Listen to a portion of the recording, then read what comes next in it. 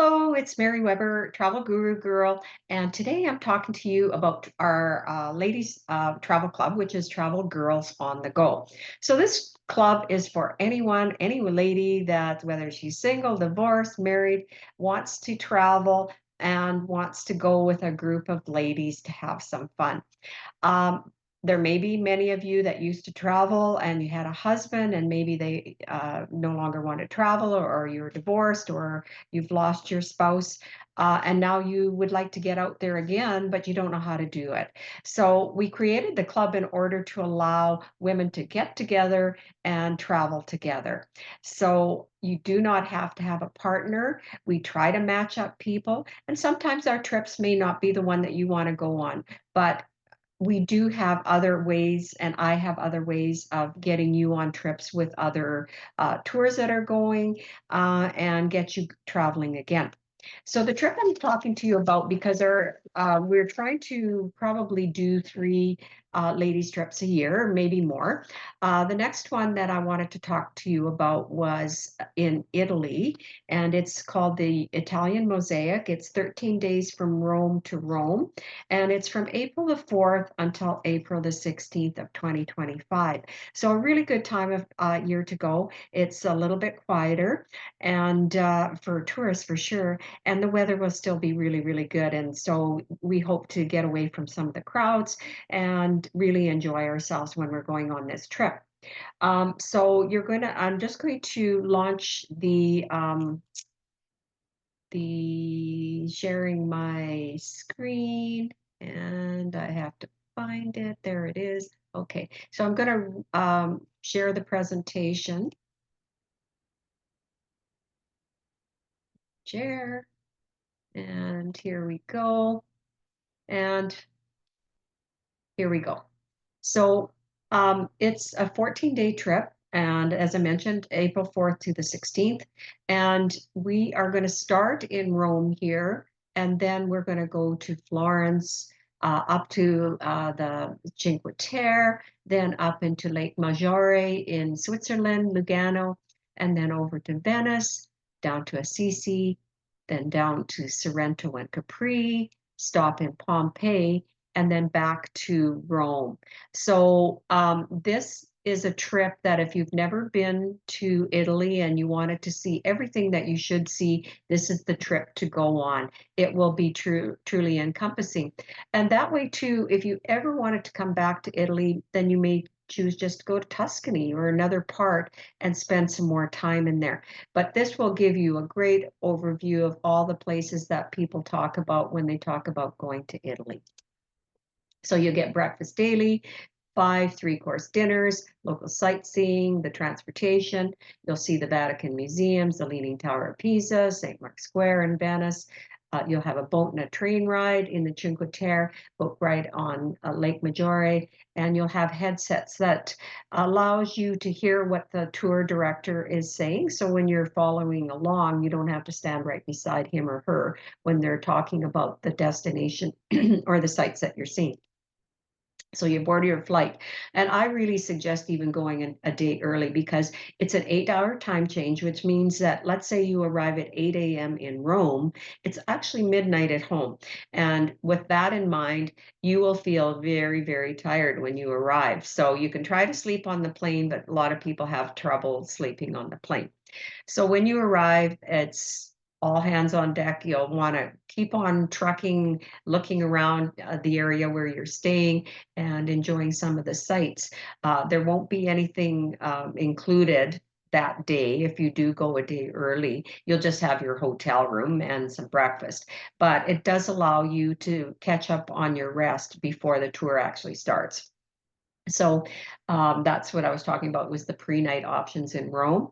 And then just a night picture of Rome, a day picture of Rome. And then this is really an overview of Rome and where St. Peter's Square is. So you can see this big area in here is where you will see people standing, and it can get quite crowded. If the Pope's in, this whole area would be full. And generally, if he's around on a Sunday, let's say, he would be and one of these balconies along here where he would give his morning dedication to the people that are there in prayer. Included in this trip is a trip to the Sistine Chapel. This is where you'll see a lot of Michelangelo's very beautiful artistry and beautiful painting, along with some other artists that did help him to complete the Sistine Chapel.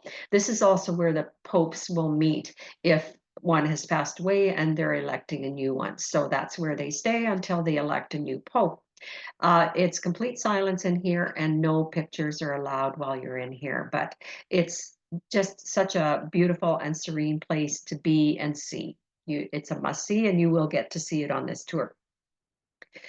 This is a picture of St. Peter's Square at night, but you'll be there in the daytime. And if it allows and there's not something else going inside of St. Peter's, you'll be able to go into St. Peter's as well. And you'll also go to the Colosseum. So that's all included as part of your touring and the Roman Forum. So if there is a little bit of time while you're in Rome, you'll also want to maybe go to the Trevi Fountain that everybody talks about. That's where you throw your coins in and make a wish, and a wish to come back someday. So it's a really beautiful area. And then near there also is the Parthenon, and that Parthenon is about 2,000 years old. So a lot of the stuff, the Romans were great builders and did a lot of great things in terms of architecture and building throughout the ages. So you'll see a lot of very unbelievable sights while you're there.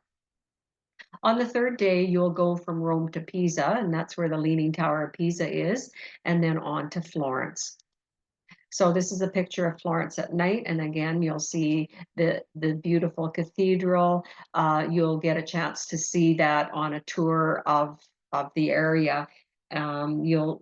I'm just looking to see what exactly is on the itinerary. So you see the Duomo, the square, and the wonderful Gothic and Renaissance art, and then you'll have a visit into the museum to see the famous David by Michelangelo. This is the Academy of Fine Arts where you'll find David. And this is Signoria Square. So once you're in Florence, it's actually quite easy to walk around. If there is spare time, there is wonderful the Uffizi Gallery, which has wonderful painting and lots of art history. So if you're interested in that, that's a good time to try to fit that in. The other thing is that there's in the square as well, lots of restaurants, lots of leather. So they're leather goods, fine leather, gloves, coats, purses, any of that kind of thing to do with leather. It's beautiful purchasing from Florence. On day 5, you move from Florence onto the Cinque Terre. And so these are the 5 villages that are along the coastline of Italy. And generally you can only, you can walk through there. A lot of people do like walking hikes. You can take the train through there. You can't take a car through there. Or you can take a boat ride around it to see all 5 of the villages and how they look from the outside. And as you travel along there, they just get cuter and cuter. Honest to God, I just couldn't believe how beautiful they are. So wonderful place. You'll get an opportunity to see that. Yours will be a cruise along the coastline. And then on to Lake Maggiore. So again, a really stunning location and beautiful islands, just beautiful, beautiful visuals when you're there. So that will be another great visit while you're there. And you'll have a boat ride there in that area. So it's a local favorite, meaning a unique experience that you wouldn't get any other way. And then on to Lugano, which is in Switzerland. So look at the beautiful background there. Everywhere that you go throughout Italy and then up into Switzerland, you just get such beautiful different visuals as you're traveling. So you'll get to experience that on your bus ride as well. And then on to Venice Island. So here you will be in Venice, and you'll get a guided walking tour of St. Mark's Square and the Basilica, the Doge's Palace, and the Bridge of Sighs, followed by a glass blowing exhibit. So when you see the glass blowing, you'll see Venice is very famous for the glass art, glass blowing, etc. So you'll be able to see how that's actually done and purchase some if you're interested in that. And then you'll have a little bit of free time. So if you wanted to take a gondola ride, that sort of thing, you'd be able to do that.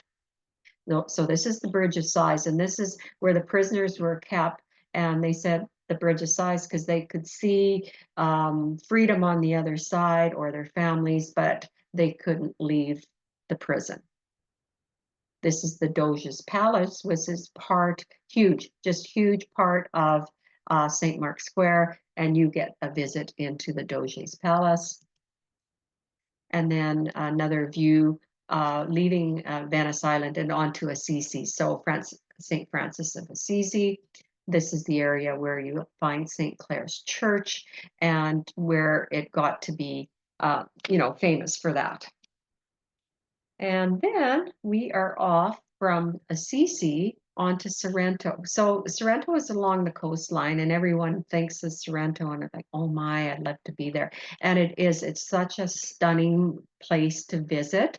You will absolutely love it and wish you could stay longer. And you'll also get an excursion to Capri. So in this area, you see a lot of lemon trees, huge lemons, and limoncello. So you'll get your excursion to Capri, and you'll get a granita tasting. Everything in Italy, of course, tastes so great. So whether it's granita or whether it's gelato, whether it's their pizzas, whether it's their pasta, you will love every single part of it. And of course, their wine. And after that, from Sorrento, you'll go on to Pompeii. And of course, Pompeii was famous when the volcano erupted and covered the entire place with ash and cemented people basically where they were. So it's amazing because what you see there, the type of technology that was developed that long ago is absolutely amazing. And as they've done the excavations on the walls, and you'll see still some of the original painting that's on the walls. So it's truly, truly amazing. And then after that, it says return to the USA, but you're returning to Canada. So as this was provided to me from Clovis, obviously. So I'm just going to get the stop share out of there and back to me. So that's a highlight, the highlights of that tour. I can certainly send anyone that's interested the whole complete PDF on this tour. Now, the trip itself is $65.89 per person plus your airfare. So although that might sound high, trips have gone up approximately 40% from what they used to be when we were traveling before COVID. You are getting so much included in your trip. And so you just have to decide whether you want to go on a trip like this. And if you do, this is truly one of the best ways to see Italy because you will see so much of it. And also you'll see the key spots. And I think that's what's really important about this particular trip. And you'll get to share it with some fellow women travelers. Now, when we do this, it's a group, but that group is within the group with other people. So that means you'll also meet other people. Quite often they're from the United States, Australia, and England is the most common amount of people that you'll see, mostly be English-speaking people. So you get to meet a great amount of new people, but you still have your little group that you're traveling with. So even though I'm saying it's a Travel Girls on the Go group, if you have family members that are interested in this, they are certainly welcome to go. If you've got other people, you know, friends that would like to go, of course they can join us. That's not a problem at all. So it's a group within a group, and Glenda will be your lead on this, and she always makes it lots of fun no matter where you go. So I look forward to hearing from you. My name is Mary Weber, mweber@travello.com. My phone number is 587-410-3765. So if you want a little bit more information, you can either email me or you can give me a quick call and say, yes, I'd like the PDF and a little bit more information. Thank you very much, and I look forward to seeing you on this trip.